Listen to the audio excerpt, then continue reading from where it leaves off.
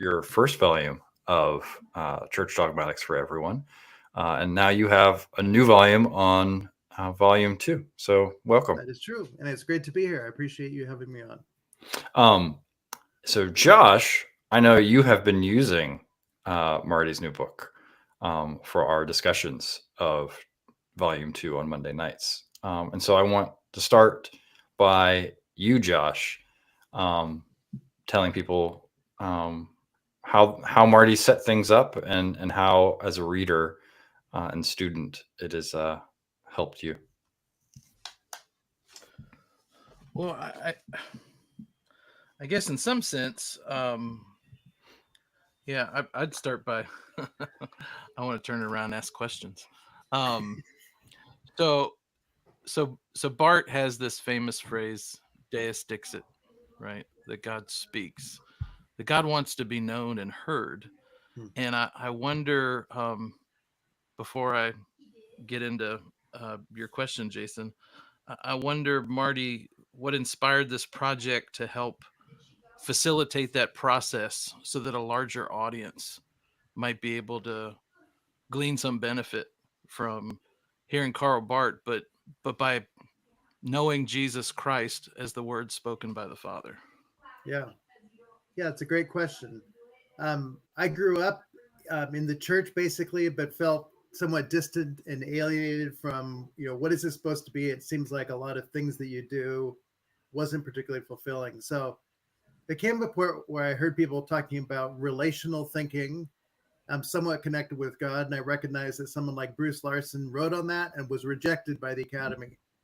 It's like, wow, the people who need this, the Academy is saying, yeah, that's not it. And so I set out on a journey of trying to answer that question. What does it mean to really be relational? And specifically, if we use the term having a relationship with God, does that just mean that there's a bunch of stuff that I do for 15 minutes in the morning, and in the end, I'm supposed to be happy? And it's like, if that's what we had with our friends, hey, you sit there and be quiet, and I'm gonna look at you for 15 minutes and read about you, and then I'll, wave goodbye, have a nice day.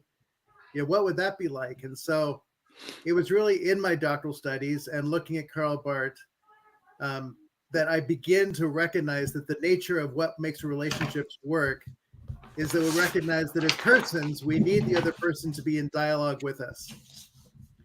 And that so much of what we do in the church is talk about God, talk to God. We throw our prayers up into the sky and hope that God's happy with that. Throw our songs up and say, "Hey, Jesus, that's what we're doing for you." And he's just sitting there going, "Yeah, well, I have some things to say to you too, and I'd like to get your reflections on that." And so to just begin to recognize that the nature of the God revealed in Jesus that Barth shows is a God who comes out not swinging, but embracing and letting himself be known. And who he is somebody who actually sees us and speaks to us and says, "You're mine. I've always loved you. And I'm so glad that you're listening now. And tell me what you think about me loving you." And so the nature of Deus Dixit, that at the core, theology, the term is always put out, what is theology? It's our talk about God. To say, what if theology is us letting God talk? And then reflecting and living into that in a conversation. And so for me to just get revised in a sense, what is the task of theology as Karl Barth sees it, is to say, if we're going to deal relationally, we cannot leave out either the one who we want to know or ourselves, but it has to be the fruit of a dynamic interchange of knowing and being known. Oh, that sounds just like 1 Corinthians 13 at the end there.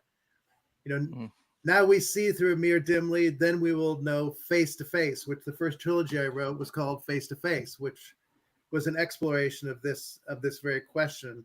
What is it that we mean? And Barth is, in a sense, the inspiration for that series as well. So as we look at particularly the volume we're looking at here, the doctrine of God, it's just so easy to think, oh, we're going to talk a lot about God and what God does and all that. But it's like, no, you got to stop and say, the reason we can do a doctrine of God is because God says, you sit there and listen for a while, and I will begin to show you what it means to know me as I let myself be known, and as you avail yourself, open yourself to receive and be transformed by what it is that I give you. And so I say, okay, And then you enter into this process of the knowing and being known.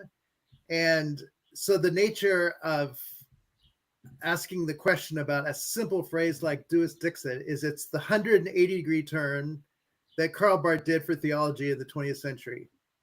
He took it from the human as the starting point and then trying to figure out God from there to saying we're going to start with God, and from there we can figure out who we are as persons. So it just changes the logic of everything that I do. This is, That's beautiful. yeah, and because it's not just that God says, it's that God does, and it's been helpful, Marty, to be talking about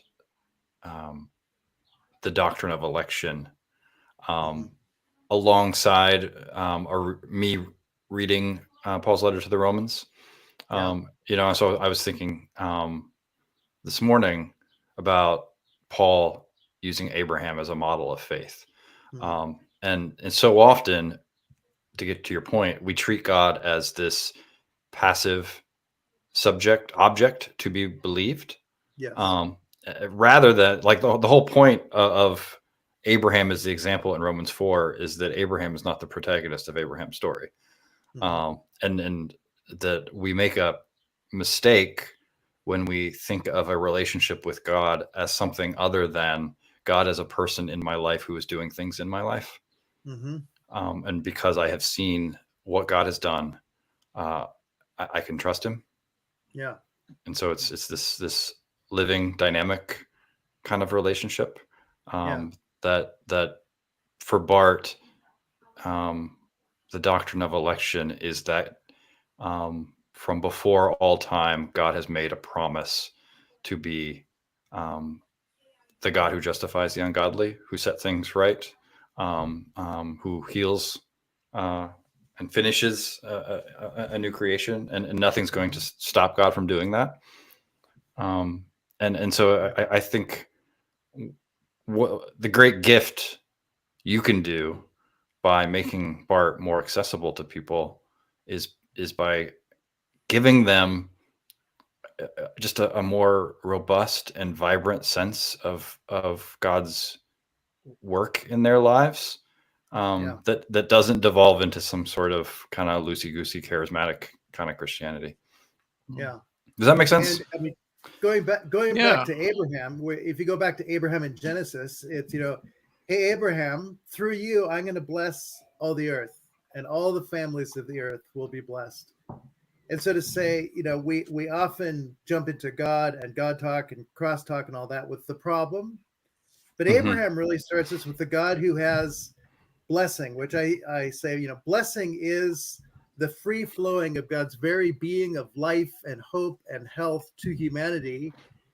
And so if we begin with what Barth, simplifying all that down to the yes, the gospel through Abraham is the yes of God precedes everything. And as it goes along, as the covenant God promises to be the God who also restores and reconciles and redeems those who get lost along the way, then the no to the getting lost is what the prophets and all those movements that we often take as God's mad. It's just God's trying to bring home those who got lost along the way, because he intends to bless all the earth through his word and work. And so if we hold together his word and his work, his actions, blessings is not just a bunch of words that are thrown out. He actually intends for there to be communities who nurture and bless others, who serve, who care, who build up, who recognize the lost and bring them home.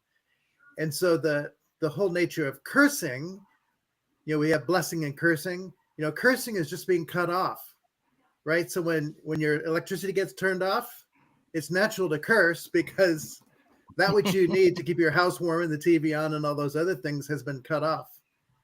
In the movie Manon of the Spring, which is the second of two French films, there's somebody who has wanted to have some land, and so he's gone and cut off the water supply to this carnation farm. Manon is his daughter, who goes and finds that it's been cut off and literally killed his farm, and her father dies. In the end, you find out that the one who cut it off discovers that he was actually the grandfather of who is now man, and this one who's opened up. And so in the last moments, you just have the sense, he chose to curse by trying to get something for himself when he could have blessed. And then the one who reopened it up was the granddaughter who reopened the blessing. And I just thought how rich the gospel themes there of cursing and blessing. So Bart is the reopening of the waters to flow for the goodness of God, so that the blessing of what it is that he intends can be worked out. And that was your statement, that he acts in that way, and he invites us to participate or act within what he does. So when we start getting those blessings and cursings, not just to words, but really the whole way of life, then the nature of who Bart is opening us up to in the character of God and the character of the church and who we are as persons in our families and in our communities, it literally opens up the activity that resonates with, corresponds with the very nature and character of God's intentions in his activity in the world.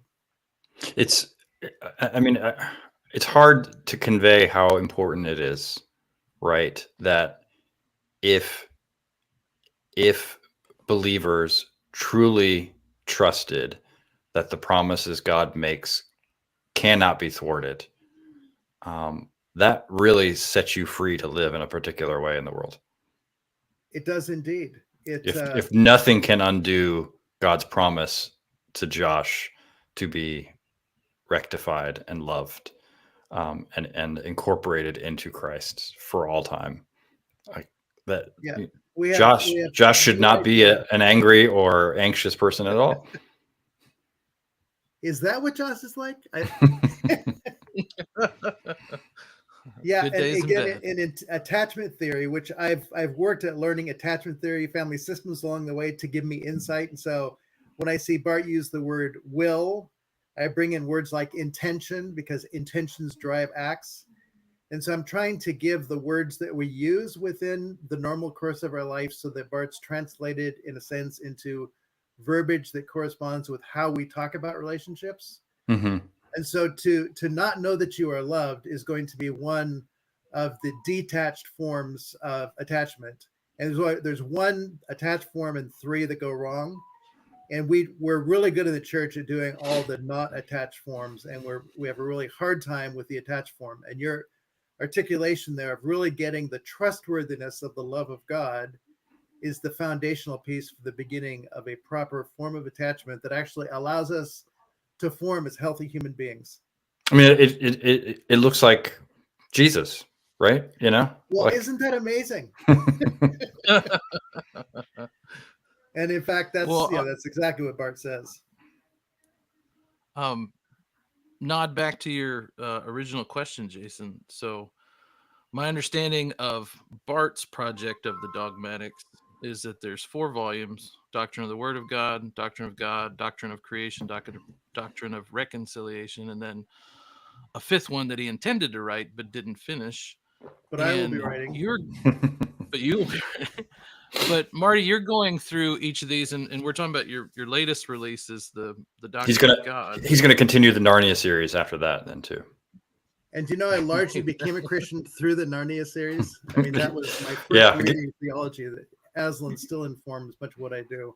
And I've written on the concept of personhood in the Chronicles of Narnia and published that. So yeah, Narnia is big in me. This larger project takes up a whole shelf on my bookshelf, right?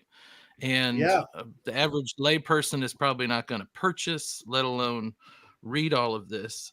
But you've gone through the individual volumes, and let me tell you, it reminds me of this. Hauerwas says that we can only act in a world that we can see, and we see by what we say.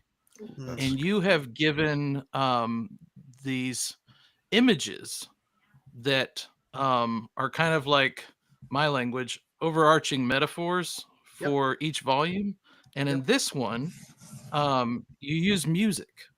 I did. And you talk about the song, the person who's singing, to invite, like I said, a larger audience to be able to not just learn Karl Barth or learn something about God or Jesus Christ, but in my reflection on this, to enter into the song, right? You've Exactly. given a person somewhere to get into this, and I picture a large group. There may be somebody that well acquainted with a drum kit or a guitar or sing, but there's also somebody in there that's just clapping their hands, looking for a place to be a part of the group activity.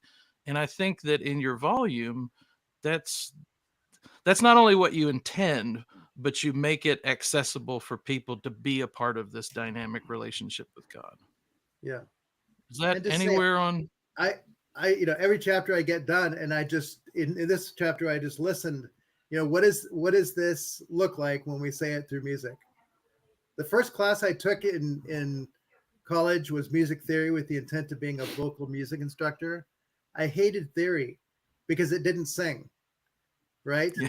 And I'd been a singer, and I wanted the music, and so there's a sense in which the nature of music in here is to invite the reader to sing.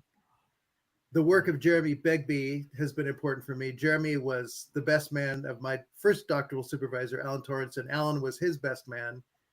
So Jeremy has been there in the backdrop along the way. The nature of, and maybe it's metaphor, maybe metaphor is not strong enough as to the way that Jeremy brings seeing theology through the arts. And so to say even the nature of language is an art, and so we can use it artfully where it does something, it acts in our life, it ignites something, it invites in a way.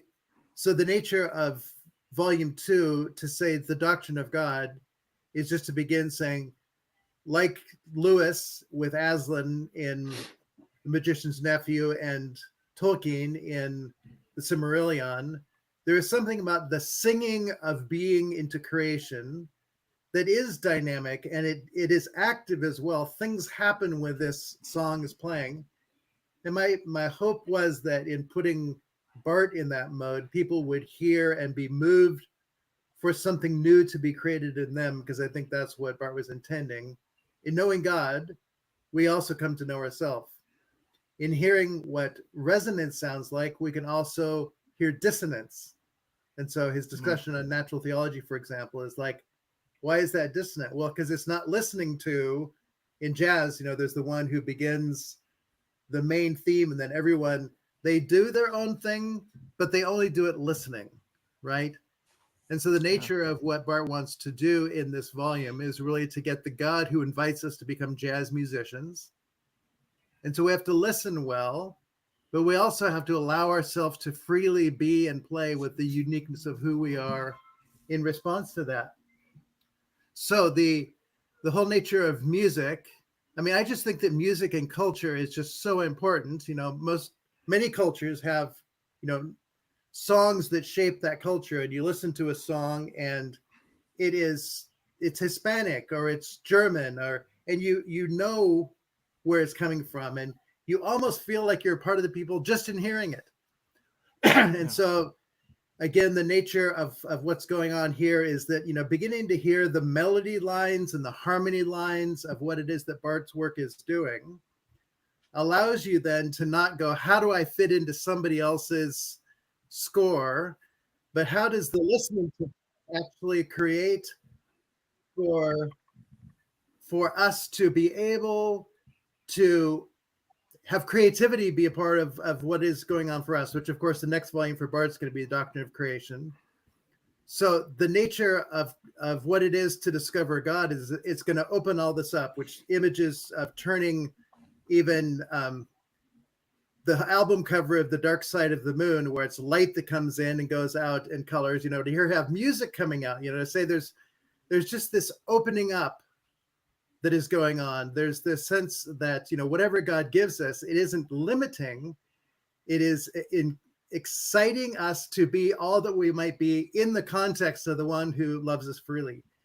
And even to say, volume 2:1, which thematically the God who loves in freedom, really needs to be held before we get election. But everybody jumps to election thinking, am I in or am I out? It becomes about us. And it's like, yeah, it's only when you get the nature of the God who loves in freedom that you see that his freedom to elect to be for you is like a whole life thing that's igniting your whole life to be something unique and wonderful in particular, and it's not going to allow you to collapse into a particular kind of thing.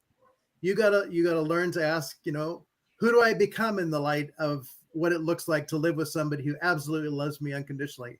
And we have some of those people in our life sometimes where, wow, when I'm with them, it's like I come alive because they bring a presence of love and acceptance that just, it allows me to be fully me. And that's what the last part of volume 2, the way Barthes wanting to present God, is the ethic of one that frees us, because that's who this God is. And if it's not doing that, then we're probably got God wrong. We probably then have ourselves wrong. We have Christianity wrong. It's all going to fall apart.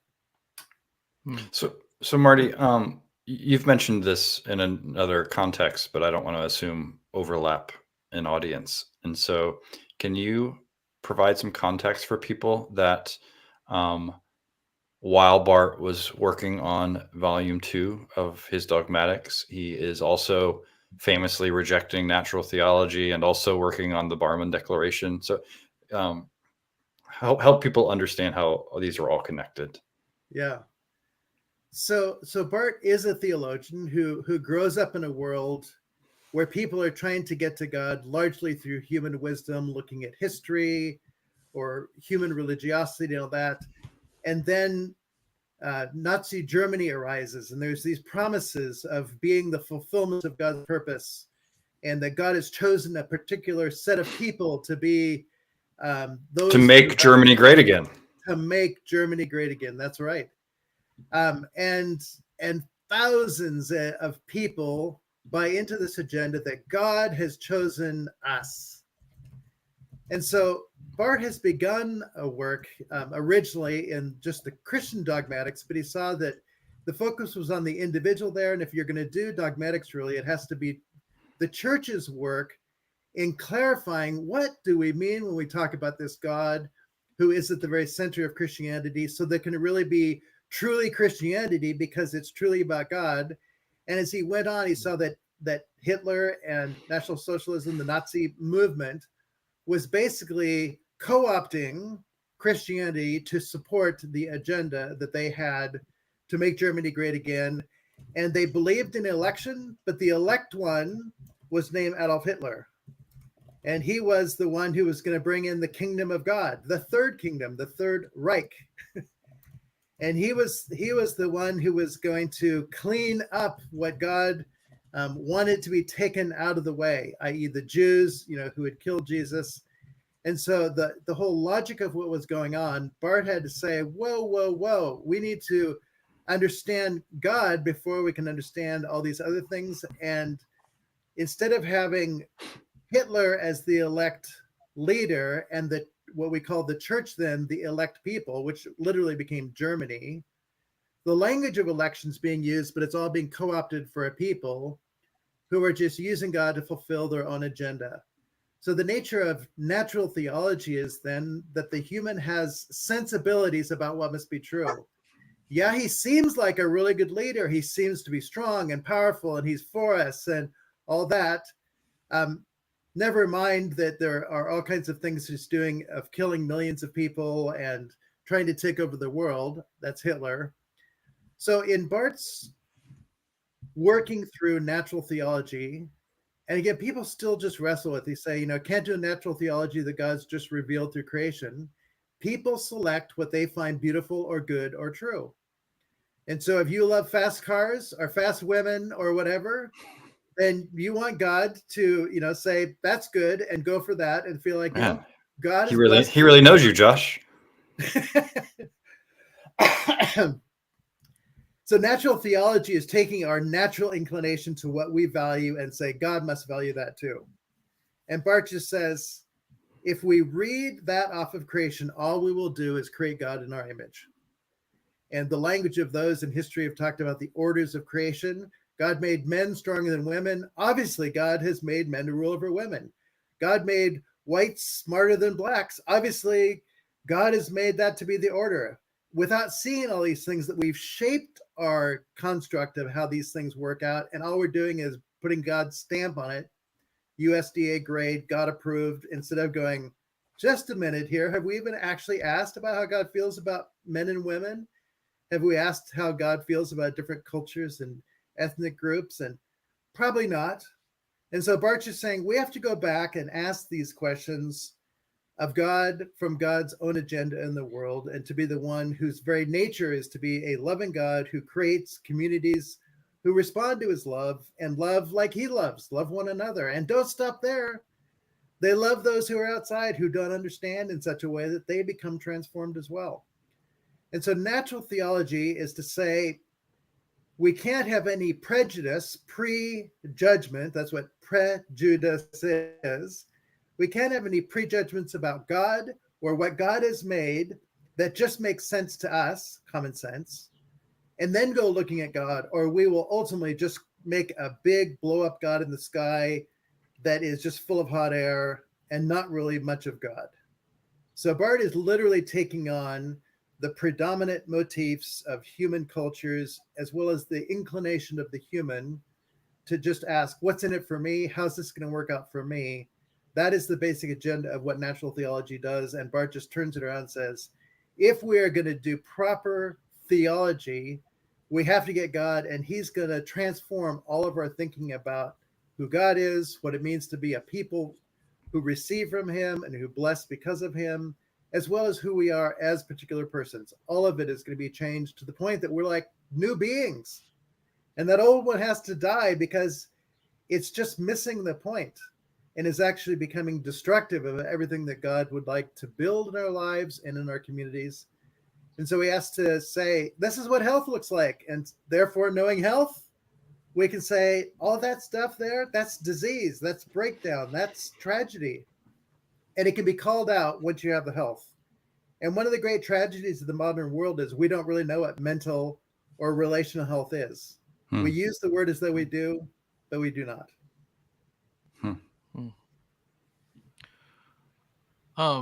Marty, along those lines, your last comment about understanding mental health.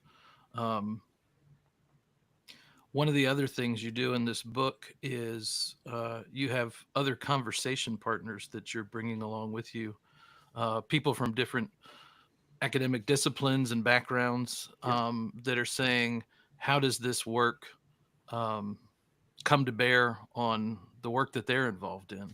And I think that, even Jason and I, part of the founding narrative of this podcast is friends that wanted to come together and stay in conversation around the subject of Jesus Christ. And one of the things we did during the pandemic, when we couldn't gather together physically, was gather in a forum like this and read the Gertigan Dogmatics.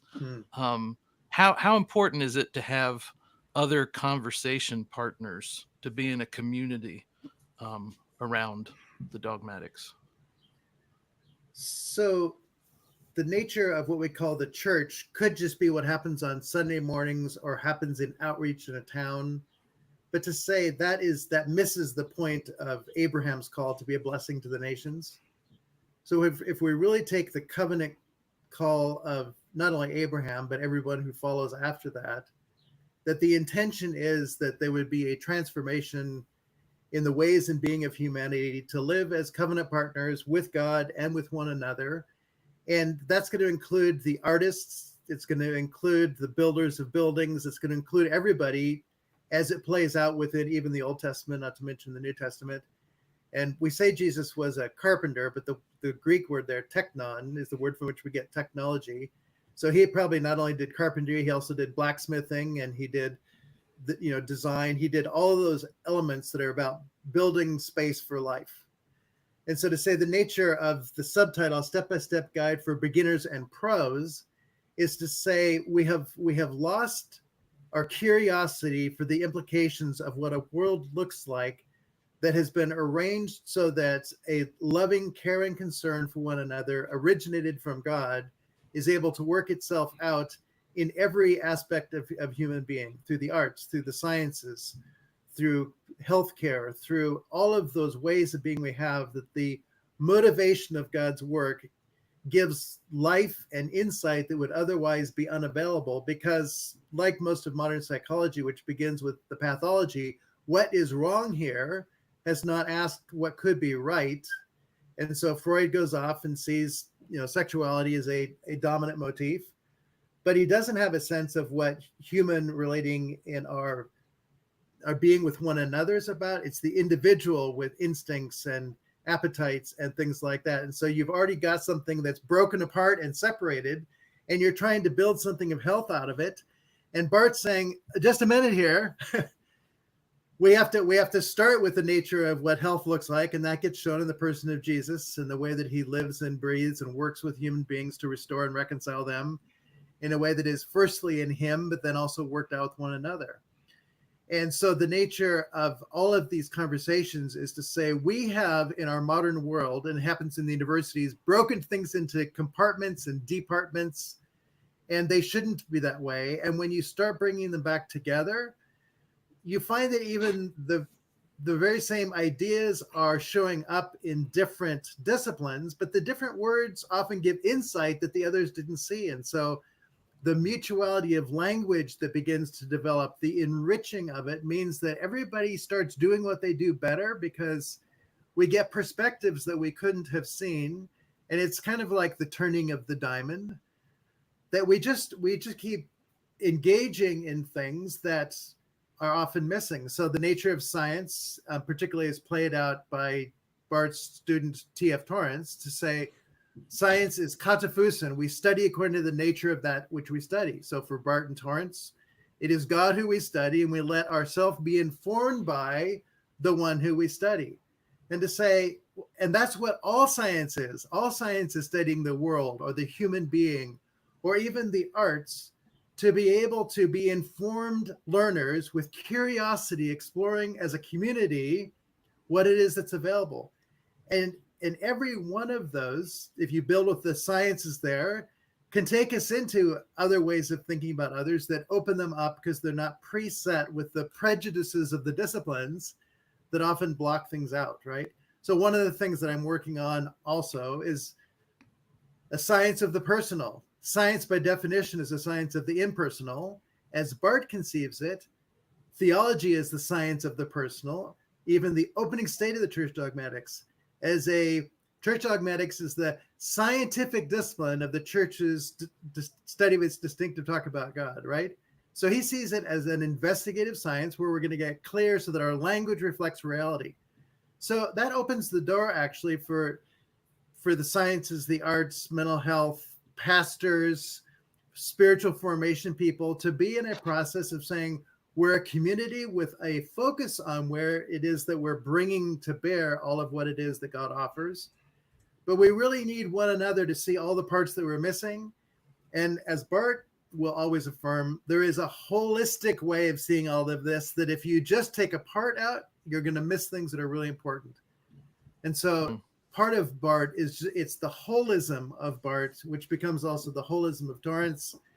And the way that develops through, like Michael Polanyi in the sciences and people like Jeremy Bigby in the arts, that just keeps inviting the questions to be opened that we could have shut the doors and said, this is a theology grade. What are you scientists doing here? You artists, you're so in your whatever.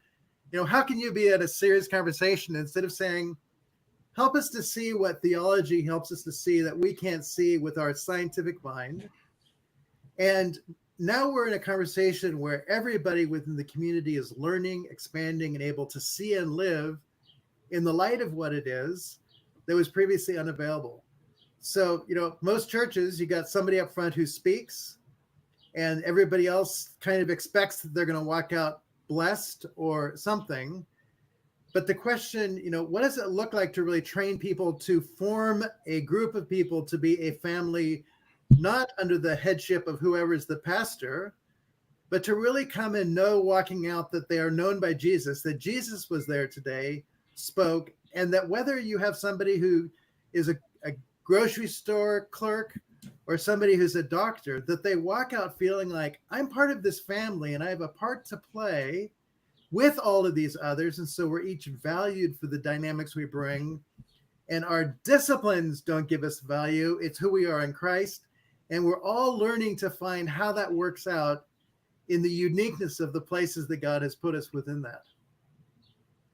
That's good, because I think often the pop critique of Barth is that he is a biblicist whose theology is way too far above everyday life, and you're yeah, it's just showing the connections Barth makes within the dogmatics and how those have implications for connections outside of the dogmatics. That's really helpful. Yeah. And there's, in each of the volumes, there's Karl Barth, this volume, the dogmatics for ordinary people. I mean, I wanted people who just say, well, I'm not any of these things. I'm not professional in any sense. I'm just a housewife or whatever. And so in volume 1, it was Julie Canlis, who's a PhD academic theologian who happens to be also a housewife. And, the nature of what it means to be somebody who lives caring for teenagers every day, to say, does Barth's theology matter here? And she says, absolutely. And so to just say there is no arena of life that is outside of the implications of what Karl Barth invites us into, and the degree we make it professional or something for a particular profession, is the degree to which we're probably missing what it is that Barth wanted to do and what he was doing, even going into prisons, which again, the next Karl Barth conference is incarceration and Karl Barth, because this theology should speak into the context of prisons, and not just for the prisoners, but for the guards and for the people who are overseeing them, and really the culture around that prison, to say, what does it mean to live redemptively for human beings who have had a failure within the culture, but do we throw them out and dehumanize them? Or does the gospel call us to think differently about that? And everybody within the system needs to recognize that, or that will be the Achilles tendon for things to fall apart. So there's a whole gospel kind of engagement that's possible there. Well, yeah, because it's important that the title is Church Dogmatics, not Systematic Theology. That's right. That its purpose is for preaching, and therefore it's for those who hear proclamation. And so if it's not enabling a word that can land in people's lives, we're just kind of wasting our time with it. Yeah. Well, there is a participatio fidei. The analogy of faith is that God has done something that informs us, but there's also the being in Christ is a participation in what it is that he's doing. So to see Jesus meeting a woman at the well who's been rejected by everyone else, to be able to be open, authentic, and honest with her, to not have her feel condemned or judged, and for her to walk away saying, my life's been transformed because I've been loved, and I'm willing to even tell the neighbors to acknowledge the failure of my life, because I feel for the first time in my life what real love feels like. And to say, there is a sense in which we all can be that for one another, who, having heard the love of Christ for us, become authentic and able to authentically accept other people in a way that they don't live, unfortunately, often even in the church. Yeah. But it's participation. They're not marching orders separate from Jesus. It's missio Dei. It's sharing in the mission of Jesus, not saying, I'll take it from here. Yeah, it's yeah. This is really helpful. This is really helpful. So what's it been like? You said before we started recording, this is that you read through the dogmatics for your PhD, and now you're doing it again for this series. What have you discovered that you didn't see the first time through? The first time through, I was really asking the question, what does it mean to be relational beings? And how does that relational being fulfill the word freedom, not just as one word among many, but to say, to be truly human, we have to be truly free, but we have to figure out what that means. And it's probably not going to be a human definition. So when reading through the dogmatics the first time, I was very focused on what does it mean to be humans, and particularly free humans or persons. And to pursue that. So that was what my doctoral work was basically that. And I also compared with John McMurray, who's a Scottish philosopher who wrote a 2-volume series, The Form of the Personal, and also John Zizioulas, Greek Orthodox theologian, Being as Communion, which deals with the Trinitarian understanding of personhood. So I looked at those. So I had a very focused comparative piece that I was just needing to get clear on if we're going to do theology, how particularly does Barth, in conversation with the others, clarify for us what it means to be persons and to be fulfilled as persons. I've spent the last, let's see, what has it been? It's been 30 years since then. I'm continuing to pursue the themes of, what does it mean to really know the God revealed in the person of Jesus, as Barth himself said, and also students of his, particularly T.F. Torrance, Colin Gunton, others of the Torrances. What have they done to fill out the conversation that Barth started, so that the nature of who God is becomes ever more clear, but the implication of the God who won't be God without us also becomes all the more clear. And that's why I have insights for the church, insights for pastors, insights for theologians, because I want to keep inviting all those people who are doing the task of reflecting to be able to have signposts along the way to say, I know you're just looking for another sermon idea, but every section, every paragraph of the dogmatics wants you to look at Jesus in a new and unique and particular way that's important to what he's unpacking. And that's going to give you insight that's not your sermon, but it's going to help you to let Jesus show up in the ministry of your church and in the community, so that the work of the dogmatics can be done as church dogmatics for the world and not separate from the world, which is so often the tragic case. So my work now going through is really to say, there are not many people who would have the time. I will have spent about 8 years doing this 5-volume series.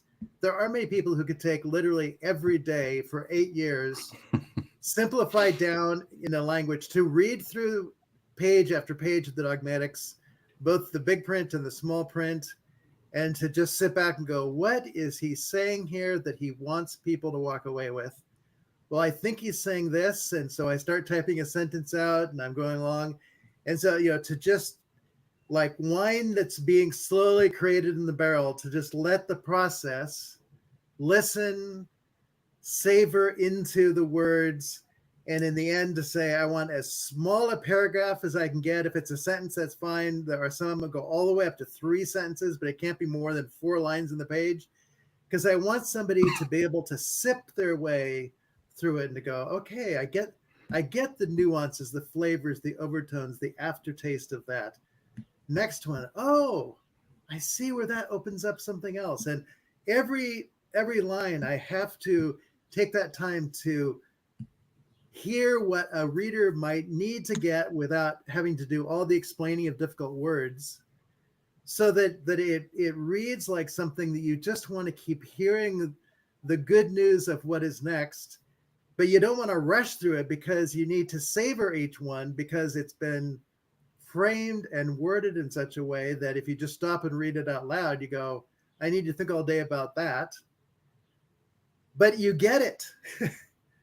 Right. And so that's what I'm able to do in this read, is the deep savoring work and the simplifying work.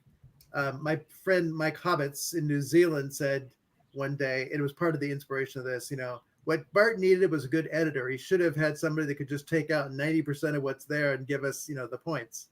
I don't think that's quite true, but I did get his point. And so it's like, I wonder what it would look like to do that. And so I had, even when I was doing my doctoral work, begin to sketch out, what I call the, 40,000 foot views. As I went on, it's like, no, we need to start even further up than that to get the view. It's all about Jesus. That's the dogmatics in a word, is it's all about Jesus. And to just begin to think at this point in my life, when we say it's all about Jesus and what Barth's doing, how do I make sure that it's translating down to where it really is all about Jesus, but that never leaves out the reader? It's all about Jesus, and that includes the reader. So it's transformative of who he is, and it's also transformative of ourselves. And for those people, pastors, the church, theologians, who need what I needed when I was back there, it's like, how do I give them what I needed, which I didn't see the books. And most of even the introductory books on Karl Barth, they have these long paragraphs and they keep words in them that you really have to have some knowledge of Barth to get them. It's like, I can't give in to needing the academy to prove this, even though this is published by Zondervan Academic. I need to do what the academy should be doing, going right back to Plato. Sit in a grove with a bunch of trees, deal with the deepest things in life possible, and let it inform the nature of what it means to grow people as those who can contemplate, speak, and think out of that in a way that becomes transformative. And in a sense, to bring in Aristotle with the clarifying, breaking things out in insofar as they can be categorized only for the purpose of bringing them back together. But I'm not Platonic or Aristotelian. I just recognize they shape what we call the academy. Mm-hmm. But the academy lost what it is that Paul did, and that is to sit and learn from Gamaliel, and what we hopefully do with scripture, and that is that we don't just come and take apart books and say who is the author in their context, but we say the author of this is Jesus, and he still wants to speak. And so we need the wholeness of Jesus as we read through the whole of the Old Testament and the whole of the New Testament. And so in that process, then we do the work that I think Bart really wants. And this goes to your original point, Josh, that we're actually letting a personal development happen because we hear the voice of another. And we just have too many cases in history, whether it's in marriages where the man speaks and the woman conforms, or the pastor speaks and the people have to comply, that there isn't a dialogue. We do not live in dialogue. And the nature of theology, as I understand Bart is opening up for us, and what I have come to believe that's shaping all of the energy that I put into this, is to create the actual dynamics that actually allow for the richness of what I think the theology of Jesus is able to bring into our lives. You mentioned art earlier. Yeah. Can you help? So oftentimes when newcomers open the dogmatics somewhere, Barth's prose can be overwhelming.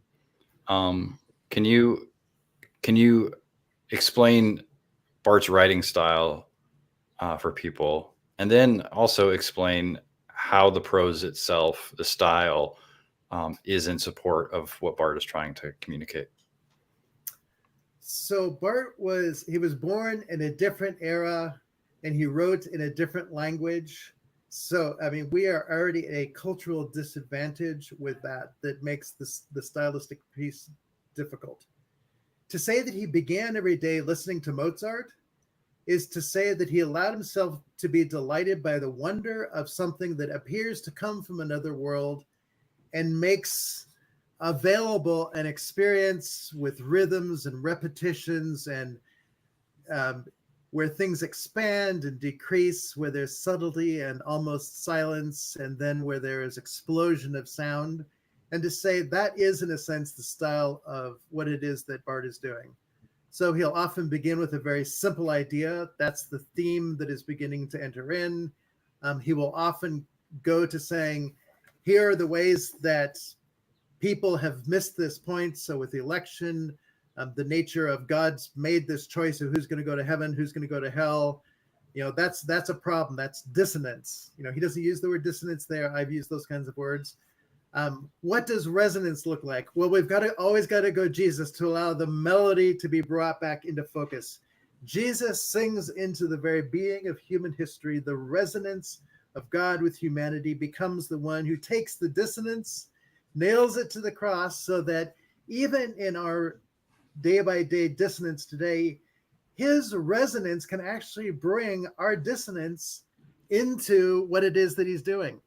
And so if we're just reading through these sentences, and sometimes the smaller print are often more textual engagements, and so we're dealing with Judas. What is there about Jesus and Judas? And we're listening. How have we seen Judas as dissonant? But we see that he actually was handed over to take the very role of betraying Jesus because Jesus handed himself over. Now the theme of handing over becomes a melodic play. Jesus has handed himself over theme. He hands himself over, and Judas hands him over to the officials who ultimately take him.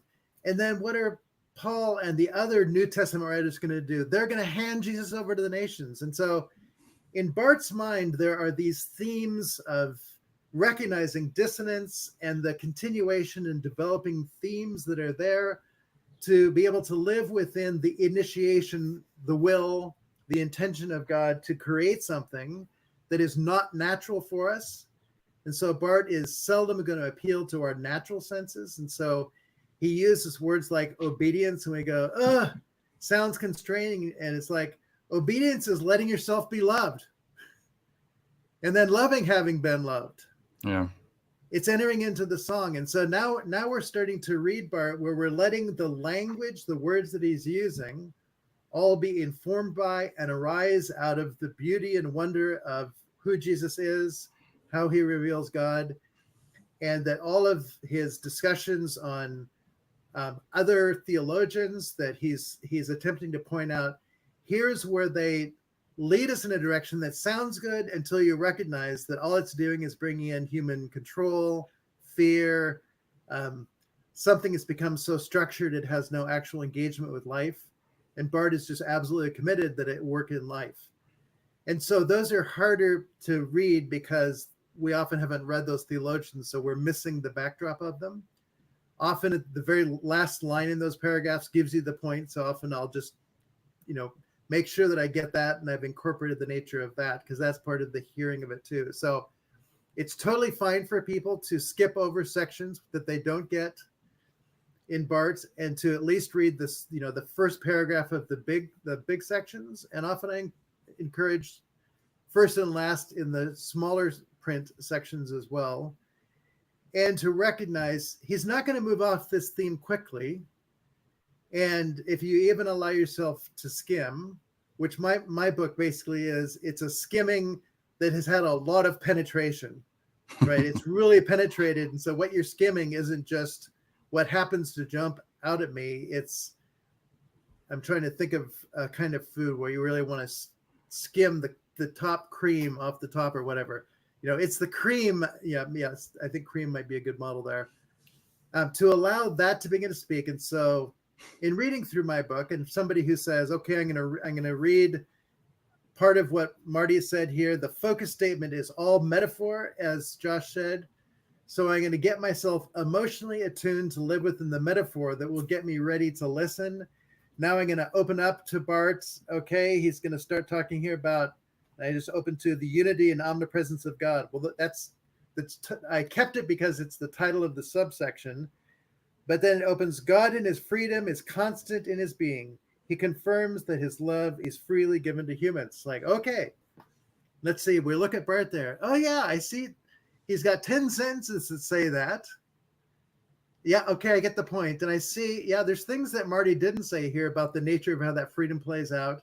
Okay, so he's expanding, he's enriching, he's allowing the bubbling of the champagne to play out. And often Barth is just, he'll say 5 different times the same thing, but each one of them has a little bubbly difference. And that's what reading the actual Barth text, you get all of the richness of the textures and those things that you expect a sommelier wine taster to be able to hear all the nuances. He's going to show you all those things. And so you're going to get something to sit back and ask the question when you've read either through my book or finished reading through Barth. How does this inform the nature of how I understand who God is? And specifically, and this is Josh's point again, what is it that I think God is saying to me now that I couldn't hear before? What could I possibly hear? So even just that first statement, God in his freedom is constant in his being. He confirms that his love is freely given to humans. So God is, I can now hear God say, I give my freedom to you. And I do that constantly. It will never be anything but the constant way of my being.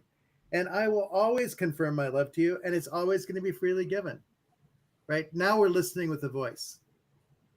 Right? So it moves us from being about, which often just gets lost in the original reading of the Barth text, but where we are positioned to be able to hear Godspeak. And now we're in the dynamic of relationship. Now something can ferment and grow and enrich. That's So really good. you have this image metaphor of landscape in your volume 1 and music in volume 2. Soundscape. Am I to anticipate soundscape? Am I to anticipate that there's like the grape from farm to table in volume 3? Because I hear a lot of effervescent and bubbly and fermenting and sipping.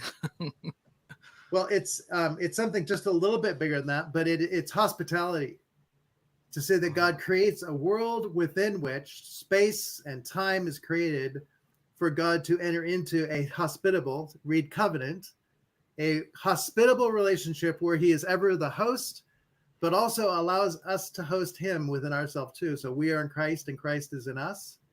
That the nature of male and female is a mutuality of hosting one another. That the nature of the church is that it becomes a community that hosts, but also allows the surrounding communities to host them as well. And so there's this development of space, purpose, the giving of to another who we also allow to give to us, which the language of perichoresis would also have that same kind of interaction. So to say the world is created because God wanted a place to play with his children, right? And that the whole of the doctrine of creation, right up to the ethics of creation, is that we learn to play within the nature of the playfulness, the loving playfulness for which God has created us. We are created for life. We have a lifespan. There are limits to our life, but live it well, play well within that. Volume 4 is God's restorative journey homeward. So the image that we've left the playground and we are in many ways out struggling with what life looks like. And so the whole nature of what it is, the journey motif is that Jesus comes on a journey, embraces us in himself, brings us home that we might share in the restorative work of bringing us back to what it is that we're intended to be. And volume 5 it'll be something around the motif. Bart didn't like the word family because he thought it was too culturally nuanced to become something that imprisons people within something.